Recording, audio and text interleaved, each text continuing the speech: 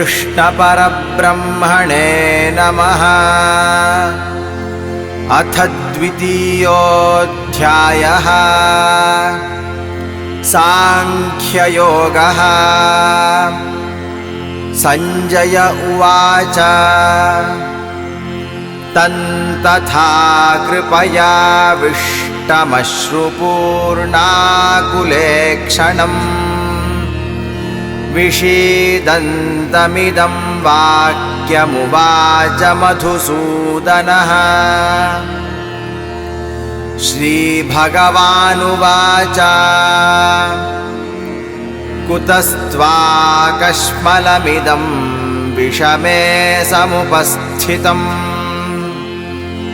अनार्यजुष्टमस्वर्ग्यमकीर्तिकरमर्जुन। क्लैब्यं मास्मगमः पार्थ नैतत्त्वय्युपपद्यते।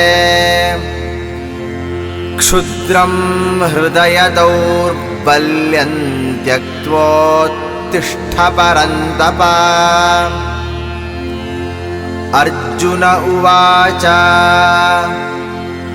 कथं भीष्ममहं संख्ये द्रोणं च मधुसूदन।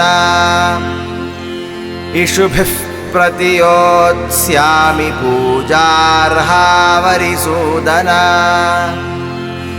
गुरून् हत्वा हि महानुभावान् श्रेयो भोक्तुं भैक्ष्यमपीह लोके। हत्वार्थकामांस्तु गुरूनिहैव भुञ्जीय भोगान् रुधिरप्रदिग्धान्।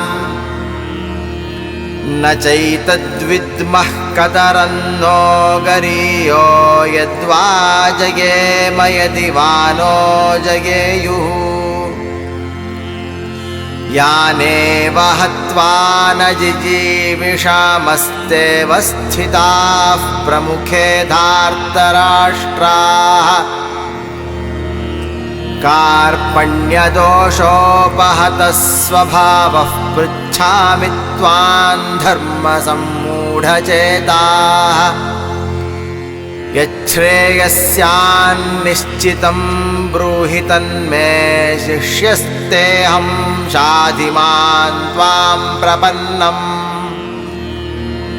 न हि प्रपश्यामि ममापनुद्याद्यच्छोकमुच्छोषणमिन्द्रियाणाम्। अवाप्य भूमावसपत्नमृद्धं राज्यं सुराणामपि चाधिपत्यम्। संजय उवाच एवमुक्त्वा हृषीकेशं गुडाकेशः परन्तप। न योत्स्य इति गोविन्दमुक्त्वा तूष्णीं बभूवः।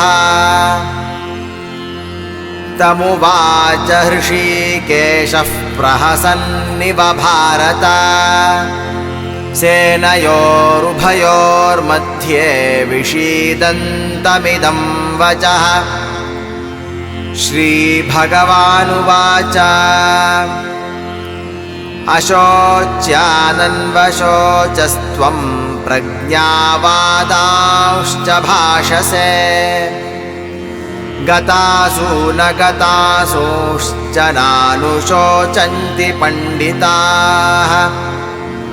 न त्वेवाहं जातु नासन्न त्वन्नेमे जनाधिपाः।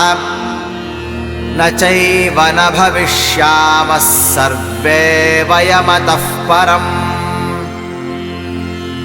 देहिनोऽस्मिन् यथा देहे कौमारं यौवनं जरा। तथा देहान्तरप्राप्तिर्धीरस्तत्र न मुह्यति। मात्रा स्पर्शास्तु कौन्तेय शीतोष्णसुखदुःखदाः। आगमापायिनो नित्यास्तांस्तितिक्षस्व भारत। यं हि न व्यथयन्त्येते पुरुषं पुरुषर्षभा समदुःखसुखं धीरं सोऽमृतत्वाय कल्पते नासतो विद्यते भावो नाभावो विद्यते सतः उभयोरपि दृष्टोऽन्तस्त्वनयोस्तत्त्वदर्शिभिः अविनाशि तु तद्विद्धि येन सर्वमिदं ततम् विनाशमव्ययस्यास्य न कश्चित् कर्तुमर्हति अन्तवन्त इमे देहा नित्यस्योक्ताः शरीरिणः अनाशिनो प्रमेयस्य तस्माद्युध्यस्व भारत य एनं वेत्ति हन्तारं यश्चैनं मन्यते हतम् उभौ तौ न विजानीतो नायं हन्ति न हन्यते न जायते म्रियते वा कदाचिन्नायं भूत्वा भविता वा न भूयः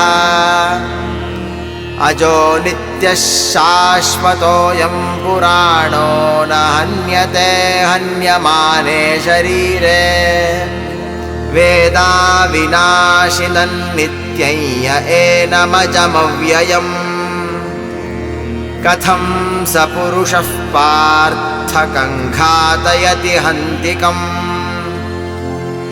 वासांसि जीर्णानि यथा विहाय नवानि गृह्णाति नरोपराणि तथा शरीराणि विहाय जीर्णान्यन्यानि संयाति नवानि देहि नैनं छिन्दन्ति शस्त्राणि नैनं दहति पावकः न चैनं क्लेदयन्त्यापो न शोषयति मारुतः अच्छेद्योऽयमदाह्योऽयमक्लेद्यो शोष्य एव च नित्यः सर्वगतस्थाणुरचलोऽयं सनातनः अव्यक्तोऽयमचिन्त्योऽयमविकार्योऽयमुच्यते तस्मादेवं विदित्वैनं नानुशोचितुमर्हसि अथ चैनं नित्यजातं नित्यं वा मन्यसे मृतम् तथापि त्वं महाबाहो नैवं शोचितुमर्हसि जातस्य हि ध्रुवो मृत्युर्ध्रुवं जन्म मृतस्य च तस्मादपरिहार्येऽर्थेन त्वं शोचितुमर्हसि अव्यक्तादीनि भूतानि व्यक्तमध्यानि भारत अव्यक्तनिधनान्येव तत्र का परिदेवना आश्चर्यवत् पश्यति कश्चिदेनमाश्चर्यवद् वदति तथैव चान्यः आश्चर्यवच्चैनमन्यः शृणोति श्रुत्वाप्येनं वेद न चैव कश्चित् देही नित्यमवध्योऽयं देहे सर्वस्य भारत तस्मात् सर्वाणि भूतानि न त्वं शोचितुमर्हसि स्वधर्ममपि चावेक्ष्य न विकम्पितुमर्हसि धर्म्याद्धियुद्धात् श्रेयोऽन्यत् क्षत्रियस्य न विद्यते यदृच्छया चोपपन्नं स्वर्गद्वारमपावृतम् सुखिनः क्षत्रियाः पार्थ लभन्ते युद्धमीदृशम् अथ चेत्त्वमिमं धर्म्यं सङ्ग्रामं न करिष्यसि ततः स्वधर्मं कीर्तिं च हित्वा पापमवाप्स्यसि अकीर्तिं चापि भूतानि कथयिष्यन्ति देव्ययाम् सम्भावितस्य च कीर्तिर्मरणादतिरिच्यते भयाद्रणादु परतं मंस्यन्ते त्वां महारथाः येषां च त्वं बहुमतो भूत्वा यास्यसि लाघवम् अवाच्यवादांश्च बहून् वदिष्यन्ति तवाहिताः निन्दन्तस्तव सामर्थ्यं ततो दुःखतरन्नु किम्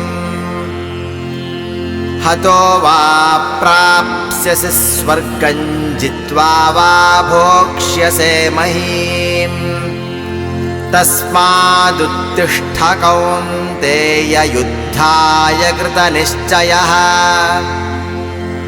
सुखदुःखे समे कृत्वा लाभालाभौ जयाजयौ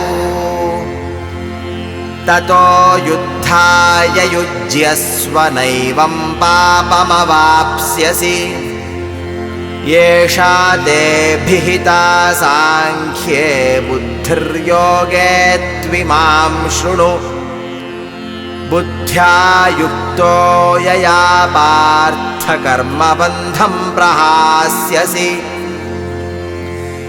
नेहाभिक्रमनाशोऽस्ति प्रत्यवायो न विद्यते स्वल्पमप्यस्य धर्मस्य त्रायते महतो भयात् व्यवसायात्मिका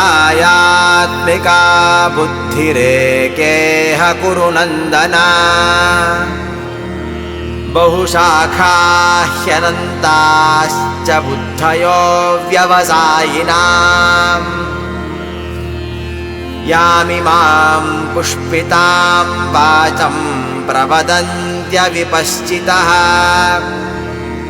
वेदवादरताः पार्थनान्यदस्तीति वादिनः कामात्मानः स्वर्गपरा जन्मकर्मफलप्रदाम् क्रियाविशेषबहुलां भोगैश्वर्यगतिं प्रति भोगैश्वर्यप्रसक्तानां तयापहृतचेतसाम् व्यवसायात्मिका बुद्धिः समाधौ न विधीयते त्रैगुण्यविषया वेदा निस्त्रैगुण्यो भवार्जुन निर्द्वन्द्वो नित्यसत्त्वस्थो निर्योगक्षेम आत्मवान् यावानर्थ उदपाने सर्वतः सम्प्लुतोदके तावान् सर्वेषु वेदेषु ब्राह्मणस्य विजानतः कर्मण्येवाधिकारस्ते मा फलेषु कदाचन मा कर्मफलहेतुर्भूर्मा ते सङ्गोऽस्त्वकर्मणि योगस्थः कुरु कर्माणि सङ्गं त्यक्त्वा धनञ्जय सिद्ध्यसिद्ध्योः समो भूत्वा समत्वं योग उच्यते दूरेण ह्यवरं कर्म बुद्धियोगात् धनञ्जय बुद्धौ शरणमन्विच्छ कृपणाः फलहेतवः बुद्धियुक्तो जहातीह उभे सुकृतदुष्कृते तस्माद्योगाय युज्यस्व योगः कर्मसु कौशलम् कर्मजं बुद्धियुक्ता हि फलं त्यक्त्वा मनीषिणः जन्मबन्धविनिर्मुक्ताः पदं गच्छन्त्यनामयम् यदा ते मोहकलिलं बुद्धिर्व्यतितरिष्यति तदा गन्तासि निर्वेदं श्रोतव्यस्य श्रुतस्य च श्रुतिविप्रतिपन्ना ते यदा स्थास्यति निश्चला समाधावचला बुद्धिस्तदा योगमवाप्स्यसि। अर्जुन उवाच स्थितप्रज्ञस्य का भाषा समाधिस्थस्य केशव स्थितधीः किं प्रभाषेत किमासीत व्रजेत किम्। श्रीभगवानुवाच प्रजहाति यदा कामान् सर्वान् पार्थमनोगतान् आत्मन्येवात्मना तुष्टस्थितप्रज्ञस्तदोच्यते। दुःखेष्वनुद्विग्नमनाः सुखेषु विगतस्पृहः वीतरागभयक्रोधस्थितधीर्मुनिरुच्यते। यः सर्वत्रानभिस्नेहस्तत्तत्प्राप्य शुभाशुभम् नाभिनन्दति न द्वेष्टि तस्य प्रज्ञा प्रतिष्ठिता। यदा संहरते चायं कूर्मोऽङ्गानीव सर्वशः इन्द्रियाणीन्द्रियार्थेभ्यस्तस्य प्रज्ञा प्रतिष्ठिता। विषया विनिवर्तन्ते निराहारस्य देहिनः रसवर्जं रसोऽप्यस्य परं दृष्ट्वा निवर्तते। यततो ह्यपि कौन्तेय पुरुषस्य विपश्चितः